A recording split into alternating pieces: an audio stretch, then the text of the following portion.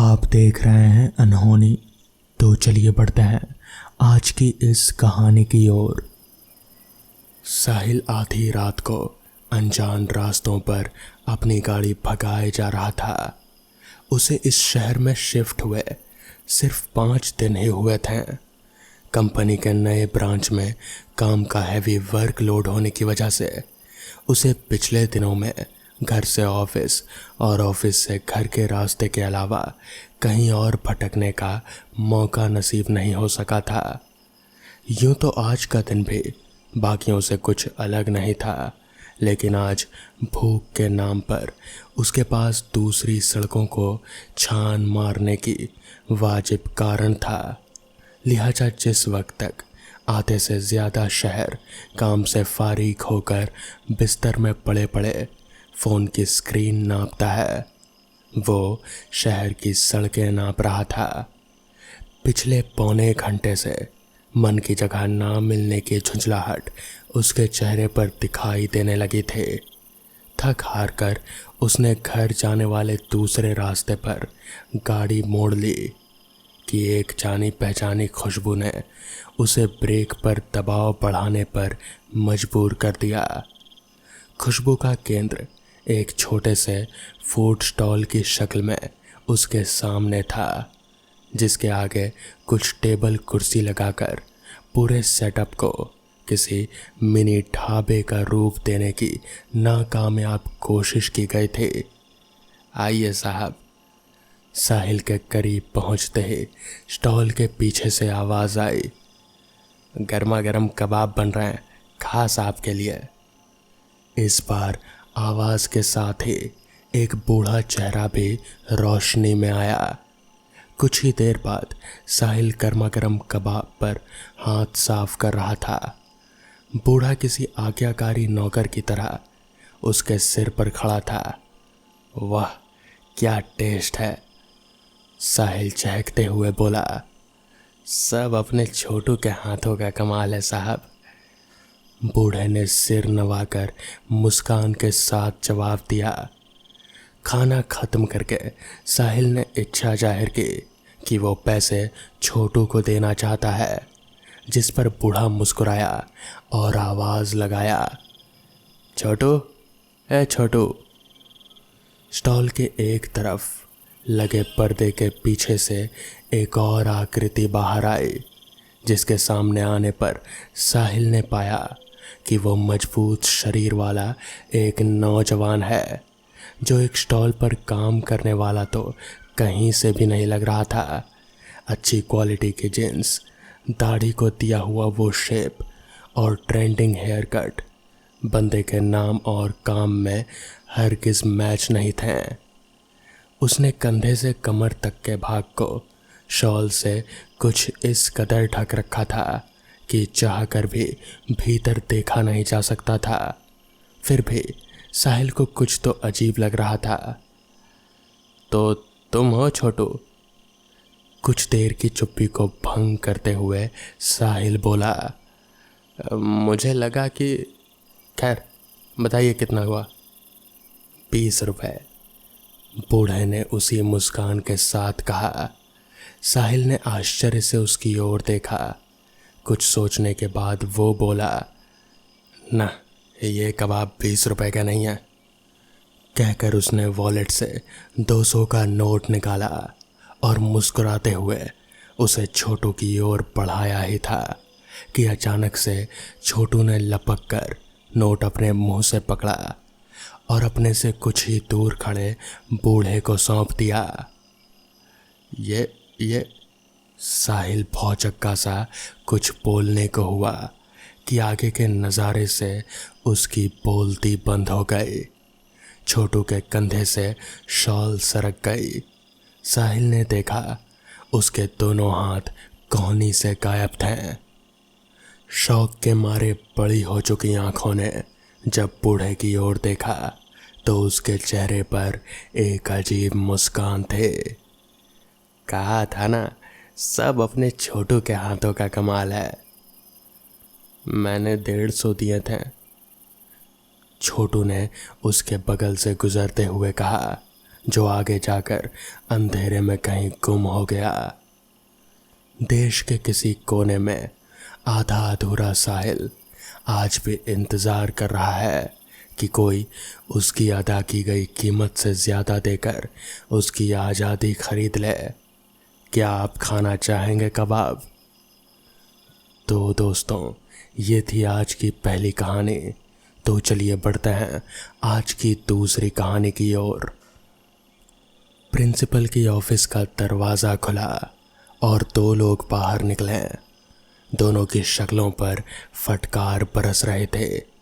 साला टॉपर, एक बोला, जो शक्ल से ही लीडर टाइप्स का लग रहा था। उसकी क्या गलती है यार? दूसरे ने उसकी ओर गर्दन घुमाकर सवाल किया। अबे सारी गलती उसी की है। इतने ज़्यादा मार्क्स लाने की ज़रूरत ही क्या है? ना तो वो इतना अच्छा स्कोर करता और ना ही सर उसके साथ हमें कंपेयर करते हुए इतना सुनाते हैं। पहले ने जबड़ा भींचते हुए जवाब दिया। वाह, तेरा लॉजिक तो कमाल का है यार। अरे भाई, अगर वो नहीं होता तो कोई और होता। और वैसे भी मार्क्स से ज़्यादा हमारी कम अटेंडेंस की वजह से सुनाया हमें। वो सब मैं नहीं जानता। अब तो उस टॉपर के बच्चे को मजा चखाना ही पड़ेगा, तभी मेरे मन को शांति मिलेगी। पहले ने कुछ सोचने के बाद चिढ़े हुए स्वर में कहा, भाई बस और कुछ नहीं सुनना, सिर्फ इतना बोल, तू मेरा साथ देगा या नहीं? पहले ने दूसरे को इंटरप्ट करते हुए पूछा। तेरे से बाहर मैं कैसे जा सकता हूँ? दूसरे ने सिर झुकाते हुए धीमे स्वर में कहा। अगला दिन सुबह का समय, हॉस्टल का स्टडी रूम। कैमरा नज़र तो नहीं आया? पहले ने पूछा। नहीं भाई, लेकिन एक बार फिर। चुप हो जा यार, कौन सा वो मर ही जाएगा? ज़्यादा से ज़्यादा डर कर भाग जाएगा, घर चला जाएगा और 1 साल स्किप कर देगा। हमारी तो जान छूटेगी। पहले ने फिर दूसरे को रोकते हुए कहा, चल रेडी हो जा, वो कभी भी आ सकता है। पहले ने एक काला मास्क और हुडी वाली जैकेट पहनते हुए कहा। कुछ सुकचाते हुए दूसरे ने थोड़ा लाल रंग अपने चेहरे और टी शर्ट पर लगाया और फर्श पर लेट गया। पहले ने एक चाकू को उस रंग में डुबाया और दूसरे के सिर के पास खड़ा हो गया। इतनी सुबह अकेला टॉपर ही उठ जाता था, सो किसी और के आने की संभावना काफ़ी कम थी। कुछ ही समय बाद जैसे ही कमरे के मुहाने पर उसका चेहरा दिखा, पहले ने स्प्रिंग वाले चाकू से दूसरे पर किसी पागल की तरह हंसते हुए वार करना शुरू कर दिया। दूसरा भी हर वार पर शरीर को झटका देकर अपने रोल को जस्टिफाई कर रहा था। रोशनी वैसे ही कम थी, ऊपर से एक ने मास्क और हुडी पहन रखा था, तो दूसरे का चेहरा रंग की वजह से पहचान में नहीं आ रहा था। कुछ सेकंड्स के लिए मूर्ति बन चुके टॉपर के होश पहले की उसकी ओर झपटने पर ठिकाने पर आए और वो जोरों से चिल्लाते हुए नीचे दौड़ा। चल चल जल्दी चल। उसकी नज़रों से ओझल होते ही पहले ने दूसरे को हाथ देते हुए कहा। अब तक टॉपर की आवाज़ के साथ कई और आवाज़ों ने मिलकर अभी भी सो रहे प्राणियों की नींद में खलल डालना शुरू कर दिया। कुछ देर बाद किसी ने उनके रूम का दरवाज़ा जोरों से खटखटाया और आंखों में नींद लिए दोनों बाहर निकले। बाहर लॉबी में कुछ लड़के सभी रूम्स के दरवाजे को खटखटाते हुए सीढ़ियों पर आने को कह रहे थे। लड़कों में टॉपर भी था, जो उनके दरवाज़ा खोलने पर पीछे मुड़ा और सीढ़ियों की ओर थरथराती उंगली से इशारा करने के बाद बाकी लड़कों के पीछे दौड़ गया। भाई, ये सभी सीढ़ियों की ओर जाने को क्यों कह रहे हैं? दूसरे ने सवाल किया। अबे ऊपर जाने के लिए सीढ़ियाँ तो लगेंगी ही ना, पहले ने छल्लाते हुए कहा। दोनों जब भीड़ को चीरते हुए आगे पहुँचे तो दोनों की सांसें ऊपर की ऊपर और नीचे की नीचे रह गए। टॉपर की लाश औंधे मुंह सीढ़ियों के नीचे पड़ी हुई थे और फटे सिर से निकल रहा खून मानो सफ़ेद टाइल्स पर अपनी मौत की कहानी लिख रहा था। दोनों दोस्तों ने जब उसकी लाश को देखा तो उनके पैर थर थर कांपने लगे।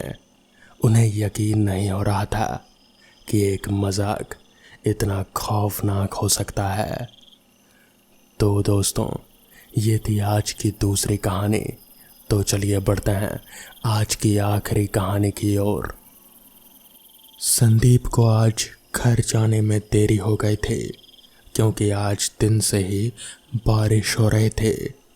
तो आज संदीप का काम भी अच्छा ही चल रहा था। संदीप हाईवे पर समोसे बेचा करता है। संदीप ने अपने ढाबे का सारा काम निपटाकर बर्तन वगैरह साफ करें तो लगभग रात के 11:30 बज चुके थे। संदीप और उसका दोस्त राहुल दोनों एक साथ पार्टनरशिप में ही समोसे बेचा किया करते थे। दोनों का घर भी एक दूसरे के घर के आसपास ही था और हाईवे से लगभग 20 किलोमीटर की दूरी पर था। संदीप के पास एक मारुति 800 कार थी। दोनों उसी में ढाबे पर सुबह 10 बजे तक आ जाते हैं और अक्सर रात को 8 या फिर 8:30 बजे तक भी घर के लिए निकल जाते थे। पर आज बारिश की वजह से इन दोनों को देर हो गई थी। संदीप अपनी गाड़ी के पास गया और गाड़ी स्टार्ट करने लगा, लेकिन गाड़ी स्टार्ट नहीं हो रहे थे। सुबह से बारिश थी और अभी ठंड भी काफ़ी थी, इसी वजह से भी गाड़ी शायद स्टार्ट नहीं हो रहे थे। संदीप ने कोशिश तो बहुत करी लेकिन गाड़ी स्टार्ट होने का नाम नहीं ली। तभी संदीप ने राहुल को धक्का मारने के लिए कहा। संदीप के बोलने के बाद राहुल गाड़ी से नीचे उतरा और धक्का लगाना शुरू कर दिया। गाड़ी में थोड़ी दूर तक धक्का लगाते ही गाड़ी भी स्टार्ट हो गई और रात के अंधेरे में दोनों घर की ओर जाने लगे। आज बारिश होने की वजह से ठंड तो थी ही, ऊपर से बाहर शीतलहर मानो जैसे जान लेने को तैयार हो। बारिश होने के बाद ऊपर से थोड़ा थोड़ा धुंध भी था, इसलिए संदीप को ज़्यादा साफ दिखाई नहीं दे रहा था। अभी दोनों थोड़ा दूर ही गए होंगे कि उसी कोहरे में संदीप को उनसे थोड़ी ही दूर सामने एक परछाई सी दिख रहे थे। धुंध की वजह से ज़्यादा पता नहीं चल पा रहा था। ऐसा लग रहा था जैसे कोई रोड पर खड़ा है, लेकिन वो थोड़ा और आगे बढ़े तो हेडलाइट के उजाले में संदीप को एक लड़की सड़क के बीचों बीच खड़ी दिखाई दी। गाड़ी बहुत ही स्पीड में थी, इसलिए एकदम से तो रोक नहीं सकता था। इसलिए संदीप ने खिड़की से बाहर सिर निकालकर चिल्लाते हुए कहा, अरे मरना है क्या? कहीं और मरो, हमारी गाड़ी मिली थी क्या? इतना बोलकर संदीप फिर से एकदम से ब्रेक मारा, लेकिन संदीप ने देखा गाड़ी उस लड़की से टकरा चुकी थी और उस लड़की को रौंदती हुई कार आगे निकल गई और उसके बाद गाड़ी में एक झटका बड़ा तेजी से लगा। इस वजह से राहुल, जो कि अब तक सो रहा था, उसकी आंख खुल गई। इससे पहले कि राहुल कुछ बोलता, उसे संदीप का चेहरा दिखा। संदीप का चेहरा इतनी ठंड में भी पसीने से तरबतर हो रखा था और वो डरा हुआ बार बार पीछे की ओर देख रहा था। उसको ऐसे डरे हुए देख राहुल ने संदीप से कहा, संदीप क्या हो गया भाई, इतना घबराया हुआ क्यों है? राहुल की बात सुनकर संदीप ने घबराते हुए कहा, यार वो लड़की गाड़ी के नीचे आ गई। राहुल ने संदीप की सारी बात सुनी और कहा, चल गाड़ी से उतर कर देखते हैं। इतना बोलकर दोनों गाड़ी से उतरकर बाहर सड़क पर इधर उधर उस लड़की को ढूंढने लगे। लेकिन सड़क पर कोई भी नहीं था। पूरी सड़क सुनसान थी। वहाँ आसपास पूरे में देखने के बाद राहुल ने संदीप से कहा, यार तूने आज काम के बाद कुछ ज़्यादा ही पी लिया है, इसलिए तुझे वहम हुआ होगा। यहाँ तो कुछ भी नहीं है यार। संदीप ने फिर राहुल को समझाते हुए कहा, नहीं यार, वो यहीं थी वो लड़की। राहुल ने संदीप को पकड़ा और कहा, चल गाड़ी में बैठ, अब गाड़ी तेरा भाई चलाएगा। उसके बाद स्टीयरिंग पर राहुल बैठ गया, पर संदीप अभी भी गहरे सदमे में ही था। संदीप को ऐसे बैठे देख राहुल ने संदीप से कहा, संदीप भाई तू आराम कर ले। इतना बोलकर राहुल ने गाड़ी आगे बढ़ा दी। अभी कुछ दूर ही गए होंगे। अब संदीप की भी बैठे बैठे आंख लग गई। राहुल गाड़ी चलाते हुए लगभग 2 किलोमीटर ही आगे निकला होगा कि तभी राहुल के अचानक ब्रेक मारने से संदीप का सर उसके आगे बड़ी ज़ोर से टकराया और संदीप ने गुस्से में चिल्लाते हुए कहा, अबे पागल हो गया क्या? ऐसे गाड़ी चलाता है? इतनी तेज ब्रेक कौन मारता है? लेकिन राहुल को तो जैसे किसी ने थप्पड़ मार दिया हो। उसने तुरंत जवाब देते हुए कहा, भाई क्या हो गया यार तेरे को? गाड़ी तो तब से चली रही है, मैंने कभी ब्रेक मारी ही नहीं। तूने कोई सपना देखा होगा। राहुल की बात सुनकर संदीप ने जैसे गाड़ी से बाहर देखा तो गाड़ी से वैसे ही वैसे चली जा रहे थे। संदीप ने भी अब सोच लिया था कि उसे सोना नहीं है, घर भी अब ज़्यादा दूर नहीं है, थोड़ी ही देर में पहुंच जाएंगे। गाड़ी थोड़ी ही आगे बढ़ी होगी कि कार के बोनट पर कोई चीज़ गिरने की बड़ी तेज आवाज़ आई। संदीप ने देखा कि वही लड़की है जो थोड़ी देर पहले जब संदीप गाड़ी चला रहा था तो गाड़ी के नीचे आए थे। वो अब बोनट पर बैठे बैठे शीशे से संदीप को मुस्कुराते हुए देख रहे थे। वो लड़की बड़ी ही भयानक नज़रों से संदीप को लगातार घूर रहे थे। उस लड़की को ऐसे घूरते देख संदीप के रगों में चलता खून मानो जम सा गया हो और संदीप तुरंत चिल्लाता हुआ बोला, राहुल गाड़ी रोक भाई भाई जल्दी जल्दी। राहुल ने भी तुरंत ब्रेक मारी और कहा, क्या हुआ भाई? उसके बाद संदीप ने सारी बात राहुल को बताई। संदीप की सारी बात सुनने के बाद राहुल ने कहा, एक काम करते हैं भाई, चल पहले कुछ खा लेते हैं तब घर जाएंगे, क्योंकि अगर खाली पेट टंकी फुल हो गई होगी तो फिर ऐसा हो सकता है। और फिर संदीप ने कहा, नहीं यार, खाना घर जाकर ही खाना पड़ेगा, घर वाले गुस्सा करते हैं। पर राहुल के बार बार कहने पर संदीप भी तैयार हो गया और वो दोनों सामने ही एक ढाबे के पास गए जो कि शायद अभी तक खुला हुआ था। राहुल ने वही गाड़ी लगाई और दोनों चले गए खाना खाने। वहाँ जाकर राहुल ने खाना परोसने वाले से पूछा, भाई इस हाईवे पर कुछ गड़बड़ है क्या?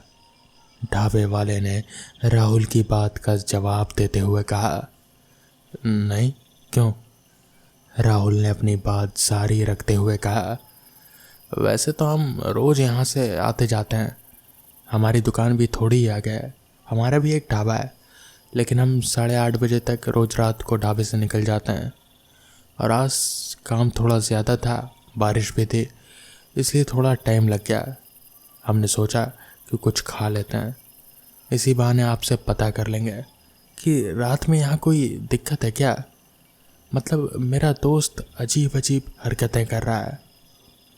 इस पर उस ढाबे वाले ने कहा, भैया आप तो यहीं के हो, आपको तो पता ही होगा, आपका जब काम यहीं रोज से आना जाना है।